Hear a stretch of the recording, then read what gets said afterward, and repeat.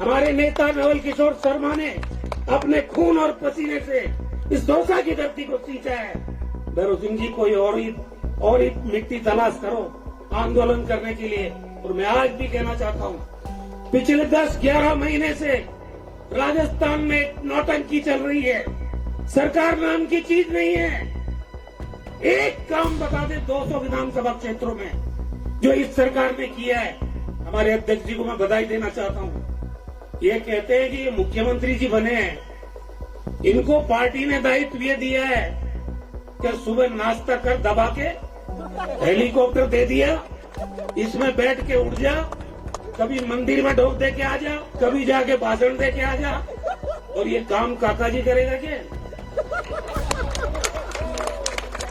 हकीकत है, अगर गलती कर ली इनको वोट देने की तो पछताओगे। बाबा ने बट निकाल के टिकट लिया है, भतीजा तो है ही है वहाँ। अरे कितने दिनों से इस्तीफे का ड्रामा किया गया भाई। अगर इस्तीफा ही देना था तो दे दुआ देता।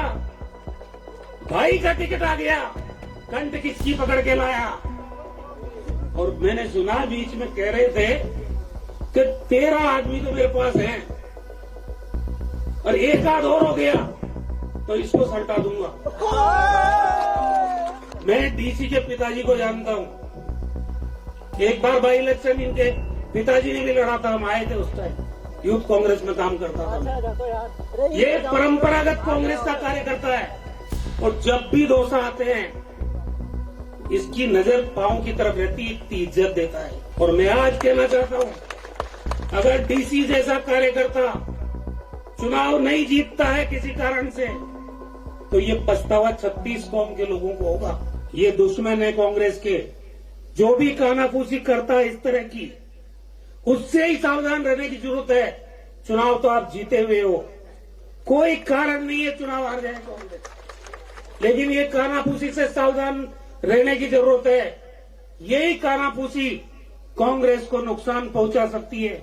इसलिए कम से कम जिसके दिल में कांग्रेस है, अरे ये वो धरती है जो पंडित नवल किशोर शर्मा की कर्मस्थली रही है। ये धरती है जो स्वर्गीय राजेश पायलट जी की धरती है, उनकी कर्मस्थली रही है। बाद में रमा जी बनी, सचिन पायलट जी बने और आज मुरारी लाल मीणा जी है। दौसा के रग रग में कांग्रेस पार्टी है। यहाँ 36 कौम के लोग कांग्रेस को आशीर्वाद देते आए हैं।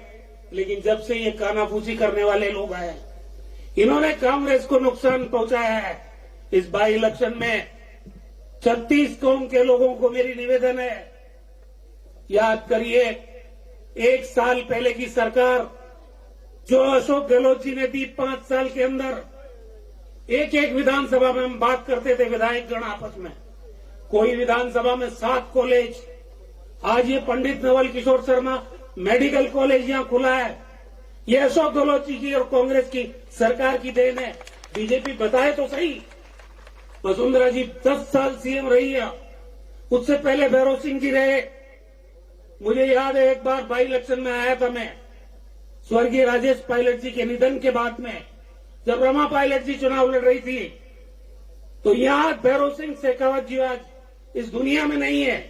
उन्होंने कहा मैं दौसा की धरती से आंदोलन की शुरुआत करूंगा। मैंने उस टाइम क्या कहा था? मैंने कहा वो पवित्र मिट्टी है जिस पे अंतिम सांस राजेश पायलट ने ली है। हमारे नेता नवल किशोर शर्मा ने अपने खून और पसीने से इस दौसा की धरती को सींचा है। भैरव सिंह जी, कोई और ही मिट्टी तलाश करो आंदोलन करने के लिए। और मैं आज भी कहना चाहता हूं, पिछले 10-11 महीने से राजस्थान में एक नौटंकी चल रही है। सरकार नाम की चीज नहीं है।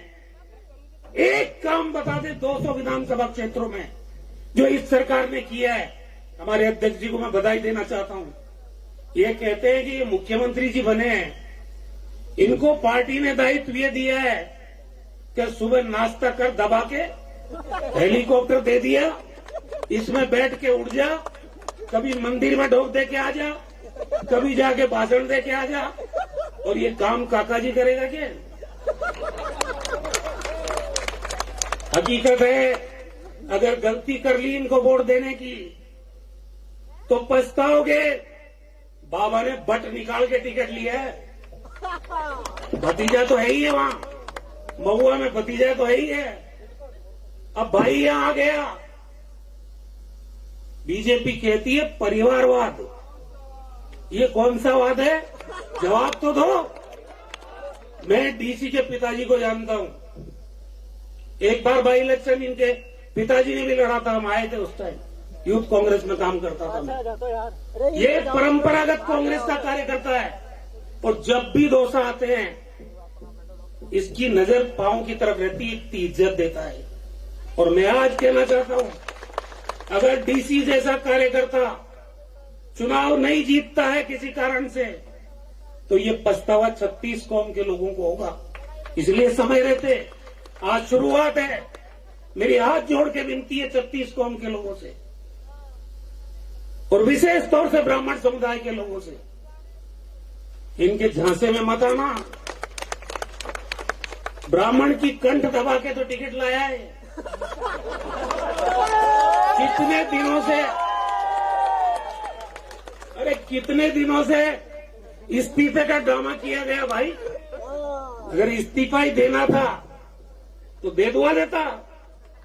भाई का टिकट आ गया, कंठ किसकी पकड़ के लाया। और मैंने सुना बीच में कह रहे थे कि 13 आदमी तो मेरे पास हैं और एक आध और हो गया तो इसको सल्टा दूंगा। ये हकीकत है। इसलिए इनकी सावधान रहना। इस दौसा को दौसा रहने दो, इस दौसा को 36 कौम का रहने दो। और इस दौसा को अगर विकास चाहिए तो कार्यकर्ता को जिता देना। मैं हाथ जोड़ के आपको निवेदन करना चाहता हूं कि कांग्रेस रहेगी जैसा आपने मुरारी लाल जी को जिताया। 2,37,000 वोट से ऐसे नहीं जीतता आदमी। 36 कौम के लोग वोट देते जब जीतता है। वही 36 कौम से रिश्ता कांग्रेस पार्टी का है। हम करें तो गलती, हम करें तो परिवारवाद, और बीजेपी कंठ मरोड़ के जातिवाद के पांव में लौट जाए, वो परिवारवाद नहीं। इसलिए इन चीजों को, क्योंकि दौसा की धरती पर सारे ही नेता हैं, यहाँ किसी को नेतागिरी समझाने की दौसा में जरूरत ही नहीं है। सब नेता है और आपसे बेहतर कोई नहीं समझता है। इसलिए मेरा हाथ जोड़ के निवेदन है, एक कांग्रेस परिवार का आदमी, खानदानी कांग्रेसी, इसको आशीर्वाद देके कामयाब करना। बहुत बहुत धन्यवाद।